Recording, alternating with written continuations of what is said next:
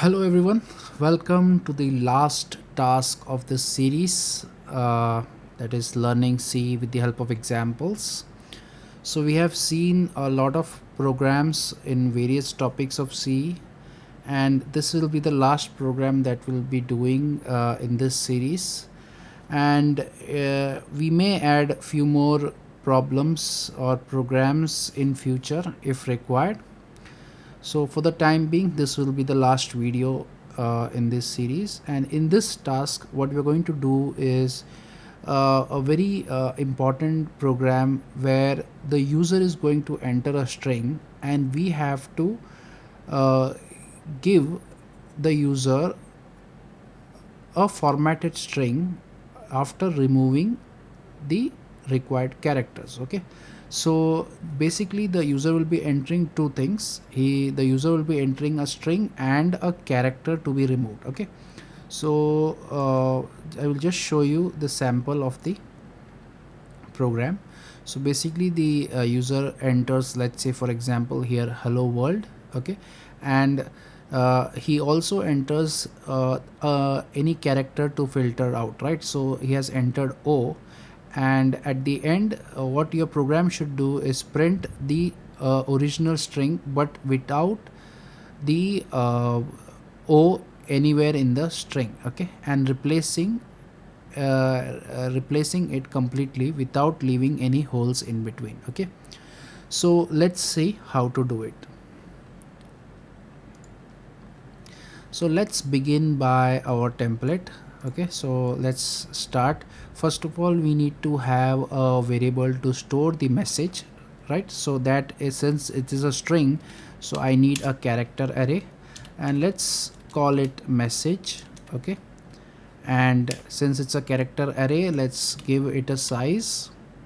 Okay, then once we have that, then we need another character which is the character which we want to filter. Okay, so let's call it filter. Okay, so we have two variables. One is an array which is message, and one is a character which is a filter. Okay, so let's now get the input from the user.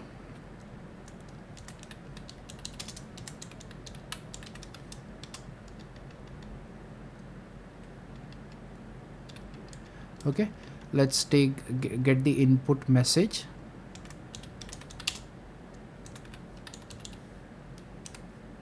That we can get with the help of getS.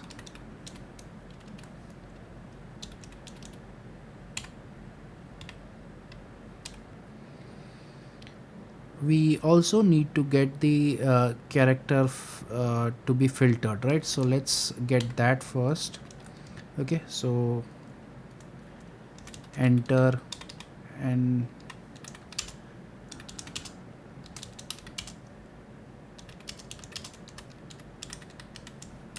okay, so enter the character to be filtered. Then I can use scanf to get the character. Okay, now before I will just show you this method first.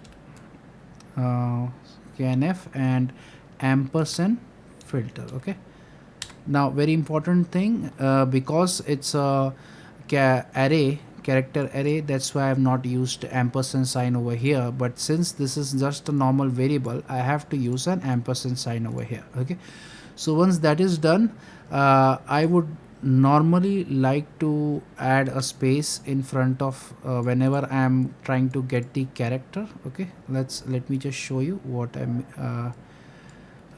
by running this program.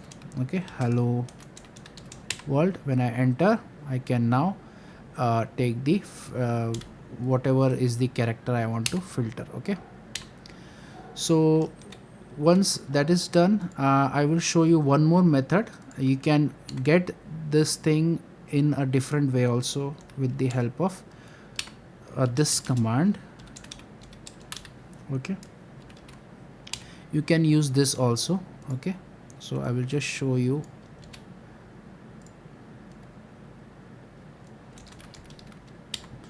You can see this also.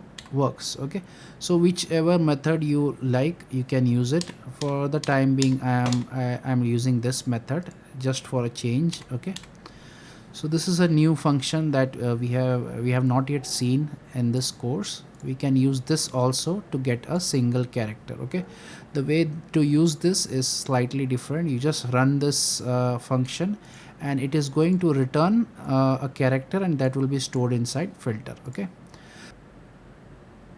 so if you now once we our input is ready, now we can just read the aim what we have to do. So in the aim, it is written we have to write a function that receives two arguments, the string and the character, right? So let's make that function now. Okay, so let's say void format string, right? And then I have to pass two things to the function. That is, one is the character, uh, let's call it let's give the name as msg, right? Message, and it's an array, right? And let's give the uh, filter element also, right? This filter, we have to pass this filter also, right? So let's call it f. Okay, so I've just shortened the variables so that it is easy for me to handle inside. Okay, if you would have wanted, you could have used the same variable names. Okay, so once that is done, let us read the aim again. So we have to write a function which receives one string and the character as arguments. Then after that, that function should delete all the occurrences of the character in the string and print the corrected string without any holes. Okay, so everything has to be done inside this uh, function only, right? So basically I just have to pass call this function from here. Okay, let's call that function. There is going to be no return type, right? And there should be two variables that has to be passed. One is the message. Okay, so I will pass this message, and another is the filter, right? So these two things I will pass over here, and now the only thing left is to write the logic. So now we can start writing the function. Now to write the function, we will use a while loop to go through each of the elements inside the message array, right? And we will check till the last element reaches, and we will copy it into a new array only if it is not equal to f. Okay, so let's do that. Let's create a new character array called message new. Okay, let's call it message new, and which is of size 100. Okay, and then we will need a while loop to check all the elements of the original message, right? Now for that, to run this while loop, I will be needing a counter variable which starts from I equal to 0, because the first index of the message is at 0, right? So I'm going to do check one by one all of the elements, and I'm going to check if it is not equal to null. Okay, now why this statement is there, you can check the strings tasks video to find out why this statement is there. This is basically every string ends with the null character, right? So we are simply checking. So once that is done, now we are going to go through each and every element inside this array. And now what we have to do is we have to copy only those elements from the message array to the new array only if it is not equal to f. Okay, so let's do that. Okay, so let's do an if statement.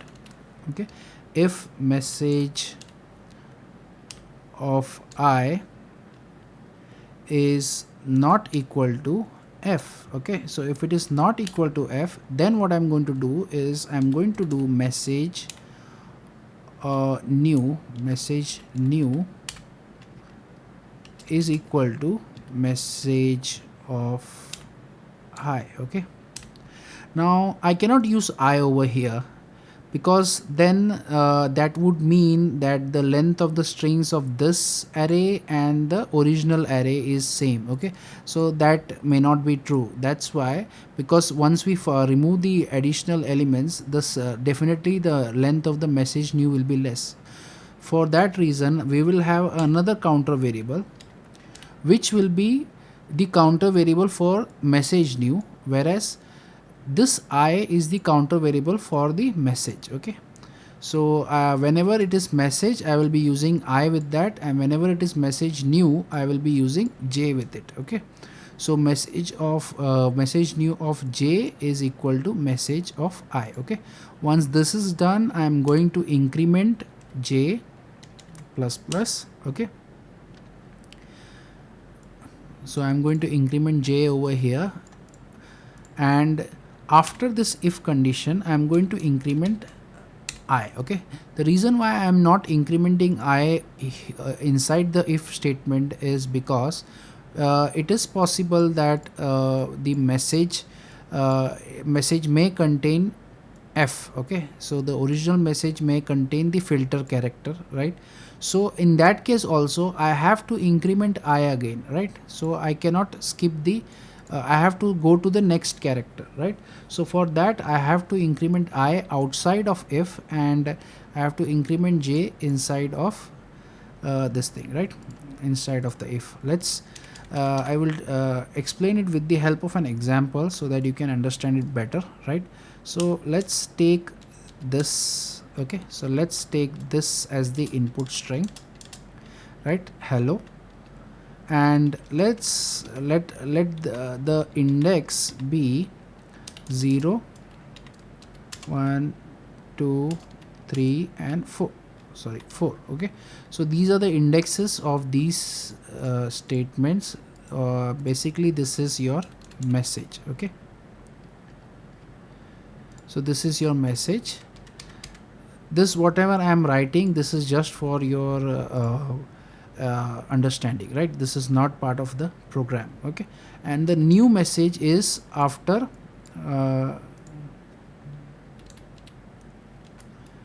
new message is after it is if after this algorithm has run. Okay, so when I is equal to 0, so it is checking message of 0. Okay, message of 0, that means this. So if it is not equal to f, now f currently we do not know what f is, right? So let's suppose f is L. Okay, so I want to remove all the occurrences of L from the string, right? So f is L, the message is hello, right? I want at the output a string without without the character L, right? So let's check the first element, it is h, right? Now h is not equal to f. F is basically this f currently has the value L in it, right? So message of I, that is h, is not equal to L, so I am going to copy it inside new message, right? So this will be copied as it is, right? And as soon as I copy, whenever I copy anything into the new message array, I have to do j plus plus, right? So the current index of j will be it was 0, now it will be 1. Okay, so it is waiting for the next input, right? So the next element is e after doing increment. So next current value of I is 1 and j is also 1, because this executed as well as this also executed, so both of them incremented by 1. Okay, so currently at the message it is the character is e and it is not equal to L, so this will also be copied, right? And as soon as this is copied, the j value will be incremented to 2, right, because of this statement, right? and after that immediately you can see I value is also incremented to 2, so this will reach over here, right? Then over here the character message is L. Okay, now because it is L and it is equal to the format string that we are trying to check, right? So L is equal to L, so this particular if statement will not run. Okay, so whatever is inside this will not run because this condition is false, right? So this will not run, so only I plus plus will run. So here what happens is j is still 2 but I becomes 3. Okay, so it comes over here, right? Now here again L is equal to this L, so again this particular if statement doesn't run, so only I is incremented, so now I becomes 4. Okay, and here when it is equal to 4 you can see the character is O and O is not equal to L, so now these two statements will be executed. So at the value of j, and currently the value of j is 2, so at 2 you will copy O. Okay, so this O will get copied over here, and then you will increment the value of j by 1, and now the value of j is 3. Okay, so once you have understood this, so right now we are at this particular position, right? I have copied the string and I am waiting at this particular location, right? So this is my end of the string, right? But the problem here is now I could simply just print the string onto the screen. Let's just print it. Okay, print formatted string is percentage s, and I will just give the name of the message. Okay, name of the variable of this particular character. Okay, now if I run this, okay, what will happen is the rule that we know that every string should end with a null character, right? But this string we have created new string, right? But it does not end with a null character. So for that what you have to do is come towards the end and you forcefully put the last string as the null character. Okay, so I'm just going to terminate the string with a null character. Okay, so I have used this value of j because the current value of j is equal to 3, right? The 3 is nothing but the end of the string. Okay, so at that particular string I'm going to store a null. Okay, so this now here will become the null character. Okay, so now the string is HEO and at the end it is the null character. Okay, so now it becomes a perfect string, and if you run this program now it will give you the output. Okay, so let me just clear out all these things that I have written for to explain you, and I think we are ready to run the program. Let's run it and see if it works.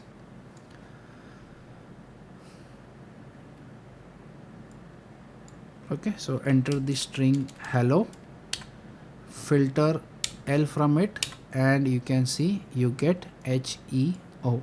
Perfect. Okay, so we can run it one more time and enter a bigger word HELLO world. Okay, and filter out the string O from here, so you can see you have got HELL, then the space from here, then O is filtered RLD. Okay, perfect. So I hope you have understood this particular program. Okay, and here the only problem here is we have not yet used the pointer anywhere, right? So now to use the pointer, what we are going to do is this value that we want to store. Okay, so we can use pointer in many ways inside this, right? The first way is we can actually use instead of storing it directly over here, right, we can use a pointer to store it over here, right? Or else what we can do is when we are sending this elements, we can use pointer to send this particular array, right? So let's say for example, I will just show you one.